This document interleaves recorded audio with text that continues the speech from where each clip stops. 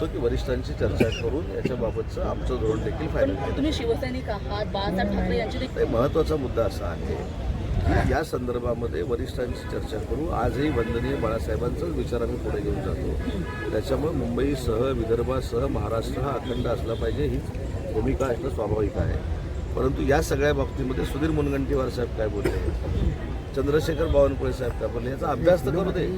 ते बोलले हे ऐकायचं आणि आपण त्याच्यावर स्टेटमेंट द्यायचे. याच्यापेक्षा त्यांच्याशी आम्ही चर्चा करू, त्यांची भूमिका काय आहे ते आम्ही समजून घेऊ आणि त्याच्यानंतर पक्षाचं धोरण आमचं फायनल होईल. पण येणाऱ्या निवडणुकांमध्ये अशा पद्धतीची वक्तव्य, महाराष्ट्र सोडण्याची अशा पद्धतीची वक्तव्य ही तुम्हाला निवडणुकीत फटका देणारी नाही असं त्याचा काय वाटतं? परिणाम परिणाम होतील असं सांगितलं वाटतं की आपण आता दळवींच्या ह्याच्यावरनं स्वतंत्र विदर्भावर आलो.